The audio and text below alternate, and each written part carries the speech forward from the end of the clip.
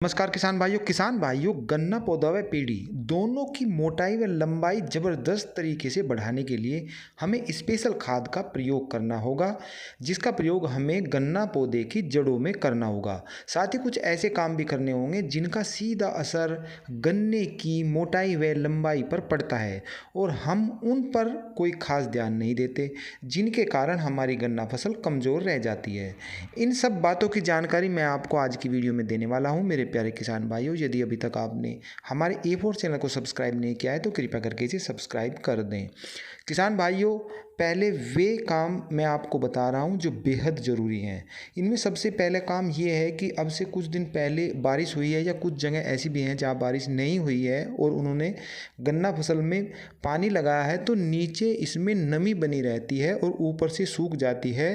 तो हमारा काम ये होता है कि उसकी गहरी जुताई की जाए, क्योंकि नीचे नमी बनी रहती है और जब नीचे ज़्यादा नमी बनी रहेगी तो हमारी गन्ना फसल पीली पीली नज़र आने लगती है। क्योंकि कुछ किसान भाई जब जुताई करते हैं तो गहरी जुताई नहीं करते, गन्ना फसल की हल्की ऊपर से जुताई होती है तो नीचे की जो नमी है वो नीचे नमी बनी रहती है और ऊपर, इसी कारण से गन्ना फसल में उर्वरक का प्रयोग करने के बाद भी वो पीली पीली नज़र आती है। तो एक बात तो आपको ये ध्यान रखनी है कि गन्ना पौधे की जुताई अब गहरी से गहरी जुताई करें, जिससे कि जो जड़ें हैं वहाँ पर सूर्य की रोशनी पहुँच सके, हवा पहुँच सके और ऑक्सीजन का संचार सुचारू रूप से आ सके। इससे होगा यह है कि पौधे पर कलर बहुत ही बेहतरीन तरीके से आएगा, जो खरपतवार हैं उनकी समाप्ति हो जाएगी और इसके बाद आपको उसकी फावलों की मदद से खुदाई भी करनी है। यानी कि जब आप उसकी जुताई कर लें गहरी, उसके बाद उसकी खुदाई भी ज़रूरी है। कुछ किसान भाई पहले खुदाई करते हैं उसके बाद जुताई करते हैं, तो ये तरीका भी सही है। कहने का मतलब ये है कि एक बार खुदाई और एक बार जुताई बेहद ज़रूरी है, ताकि नीचे की नमी जो है वो ख़त्म हो जाए। और किसान भाइयों, ये तो रही एक बात। अब दूसरा जो पक्ष है उसमें उर्वरकों का काम आता है। अब आने वाला जो बारिश का मौसम है वो ज़्यादा दूर नहीं है, तो इसीलिए आप लापरवाही न करें कि जो खाद हैं हम उन्हें बाद में देंगे। तो अब मैं आपको जो डोज बता रहा हूँ उसमें आपको 40 kg NPK 12-32-16 लेना है। यदि आपने गन्ना बुआई में भी डाला है तो इसकी एक डोज 40 kg की अब और दे दें, यदि आपकी गन्ना फसल कमज़ोर नज़र आ रही है तो। दूसरा है, इसमें आप 10 kg मैग्नीशियम लें, 3 kg सल्फ़र लें और 25 kg यूरिया लें। अब मैंने जो 4 चीज़ें बताई हैं वो इसलिए बताई हैं, उनका मैं आपको फ़ायदा भी बता रहा हूँ कि क्या फ़ायदा ये करेंगी। तो अब जो गन्ना फसल पर जो नाइट्रोजन है वो तो कलर लाएगी, जो पीला पीला है हमारा गन्ना उसको दूर करेगी पीलेपन को। जो फास्फोरस है वो जड़ों को मजबूत करेगी, पौधे का जो वज़न ज़्यादा होगा उसको वो गिरने भी नहीं देती, और जब जड़ें ज़्यादा लंबी हो जाती हैं तो वो नीचे से भी पोषक तत्वों को ग्रहण कर गन्ना पौधे को पास पहुंचाती हैं और उसकी लंबाई व मोटाई बढ़ाती हैं। जो पोटास है, NPK में जो K का मतलब पोटास है, उसका मेन जो काम है वो गन्ने की मोटाई को बढ़ाना है। तो इसीलिए मैं ये एक्स्ट्रा डोज अब आपके लिए कह रहा हूँ, इससे आपके गन्ने की मोटाई व लंबाई ज़्यादा बढ़ेगी। और मैग्नीशियम आपको 10 kg देना है।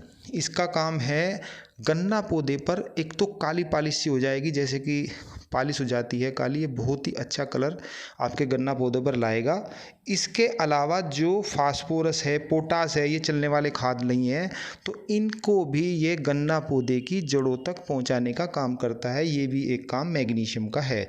तो इसके कई काम हैं, इसे आप वैसे खाद में न गिने कि इसका कोई खास काम नहीं है। तो ये बहुत ही ज़रूरी, बहुत ही अच्छा खाद है जो गन्ना फसल के लिए है।